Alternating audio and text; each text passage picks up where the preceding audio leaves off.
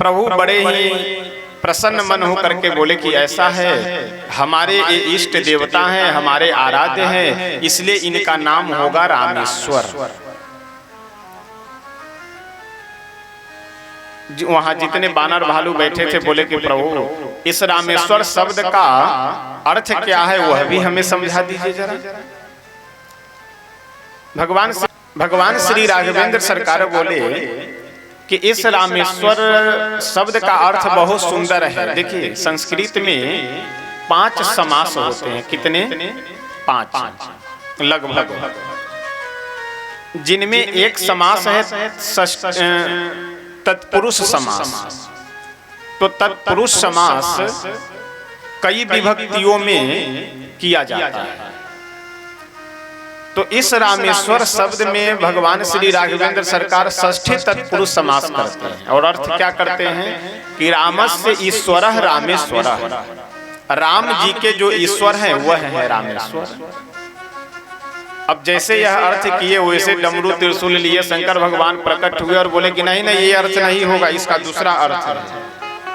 कौन सा अर्थ है? तो शंकर भगवान किए क्या, वह समास ही बदल दिए। शंकर भगवान जैसे वहां पहुंचे तुरंत समास बदल दिए। क्या कहते हैं कि इसमें षष्ठी तत्पुरुष समास नहीं होगा, इसमें बहुव्रीहि समास करेंगे। और जो लोग संस्कृत पढ़े होंगे तो आपको पता है कि बहुव्रीहि में समास में अन्य पदार्थ प्रधान होता है। तो बहुव्रीहि समास जब शंकर भगवान किए तो इसका अर्थ क्या हो गया कि रामः ईश्वरो यस्य स रामेश्वर। जब प्रभु षष्ठी तत्पुरुष कर रहे थे तो उसमें यह अर्थ था कि राम जी के जो ईश्वर हैं वह है रामेश्वर। और जैसे शंकर भगवान समास बदले वैसे अर्थ भी बदल गया और शंकर भगवान बहुव्रीहि समास किए तो उसका अर्थ क्या हो गया कि राम जी ईश्वर हैं जिनके।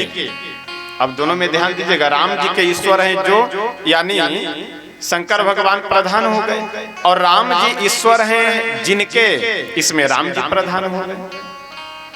अब श्री राम जी बोल रहे हैं कि नहीं इसमें षष्ठी तत्पुरुष समास है, शंकर भगवान बोल रहे हैं कि नहीं नहीं बहुव्रीहि समास है। ब्रह्मा जी आए और बोले कि ऐसा है, आप दोनों भक्त भगवान काहे लड़ रहे हैं, इसका अर्थ हम कर देते हैं बढ़िया।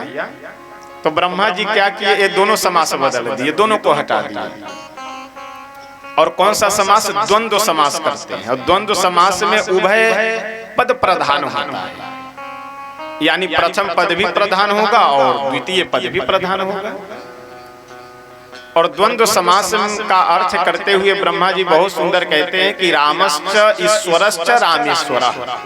जो राम जी हैं वही ईश्वर हैं, जो ईश्वर हैं वही राम जी है। झगड़े से दूरी और झंझट खत्म। तो इसलिए जो राम जी हैं वही ईश्वर है, जो ईश्वर है वही राम जी है, दोनों में कोई भिन्नता नहीं है।